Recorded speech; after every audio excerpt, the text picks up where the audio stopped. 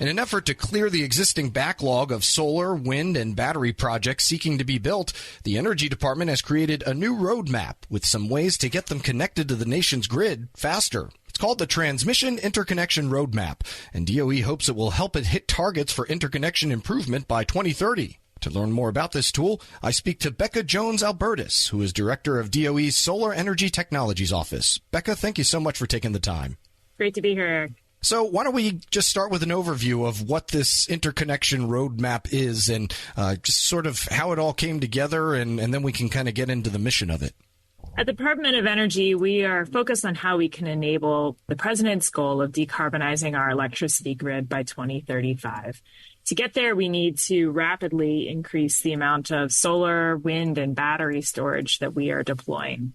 One of the barriers we need to overcome to accelerate that deployment is interconnection. Interconnection, along with siting of projects, supply chain challenges, those are some of the biggest challenges to be overcome to enable greater solar, wind, and energy storage deployment. Specific to interconnection, we have seen a substantial rise in the number of projects that are submitting applications to grid operators to interconnect to the grid in recent years. And we've seen the backlog of those projects growing tremendously. And so while it used to take just a couple of years to get through an interconnection queue, we're now seeing projects on average taking 5 years to come out of queues.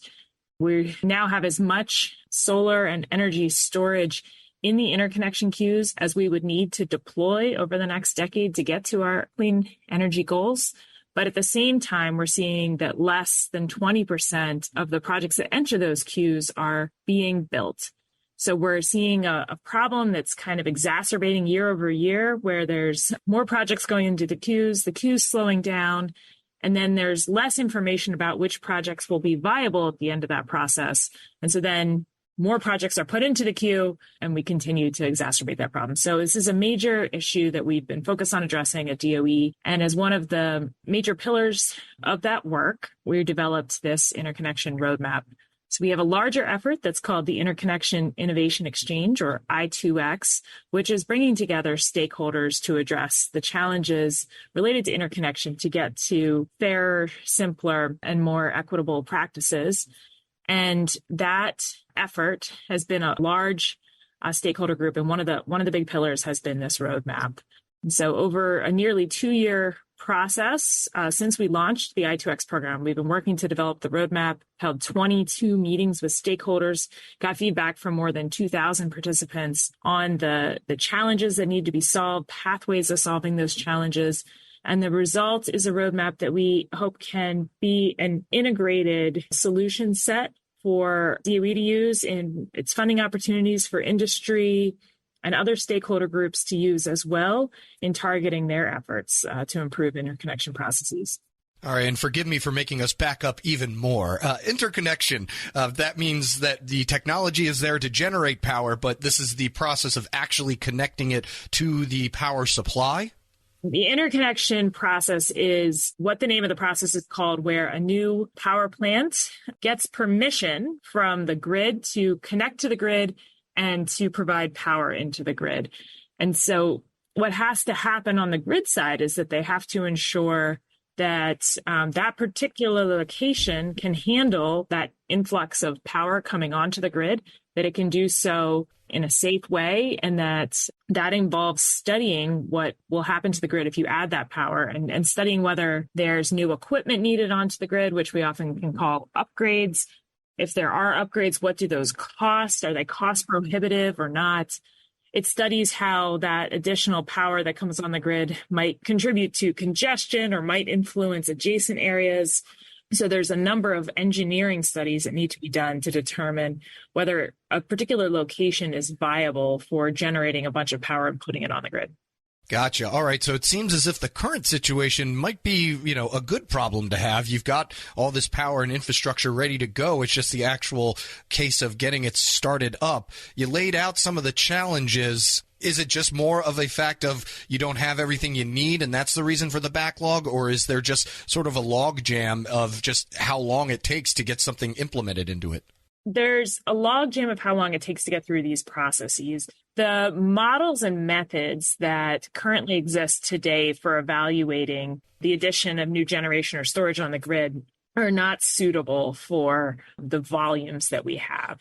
So, we're looking at how can we develop better tools and models to make some of this process more automated and faster.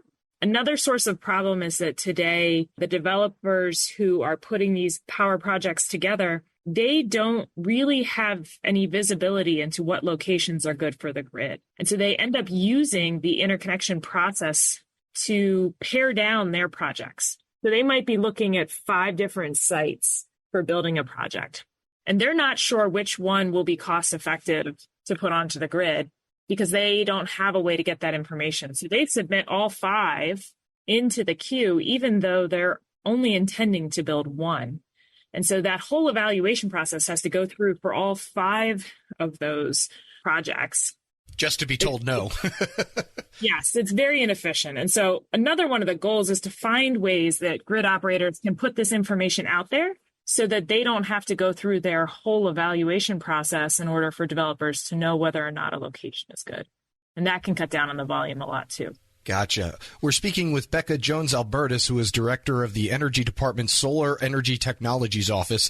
And so let's get into the actual roadmap itself. I imagine what you just described is in there as well for reducing the amount of time it takes for interconnection. What are some of the other tools that are laid out in there for developers to consult as they are trying to develop new projects for clean energy? So the roadmap we've put together, we want to be a roadmap for all the stakeholder groups. So that's grid operators, that's project developers, that's community organizations, that's the federal government, that's others developing solutions. And so it has solutions that are relevant for all of those groups. And then we have a set of funding at DOE that we are putting together that will address some of those targeted solutions. And then other groups may be addressing other solutions. But the roadmap is founded on collecting better data and information, which can help reduce what goes into the queue, improving the processes of evaluating projects in the queue itself, and addressing major barriers like how when you find out that the grid needs to be what we call upgraded, they need to add expensive new equipment, how those costs can be shared in a way that still enables projects to go forward. So sometimes today it's just the first project that would trigger that need that would have to pay the millions of dollars, even though many projects would benefit from that. And so helping establish some processes for what's called cost allocation are another aspect or type of solution in the roadmap. The goal is interconnection improvement by 2030. What exactly does that mean? And does that just mean a great reduction of the backlog or, a smoother transition for folks trying to get connected? What did you all have in mind when setting that goal? We have set a number of quantitative goals, but basically we want the process to be faster. We want more of the projects that go into the process to result in real projects that go onto the grid. And we want there to be a lot more certainty and understanding of how much it will cost to interconnect the grid. Gotcha. And so will this be something that is continuously updated, or is this going to be the end-all, be-all Bible for anyone trying to develop a new project? We think this will be a good document to guide efforts over the next several years.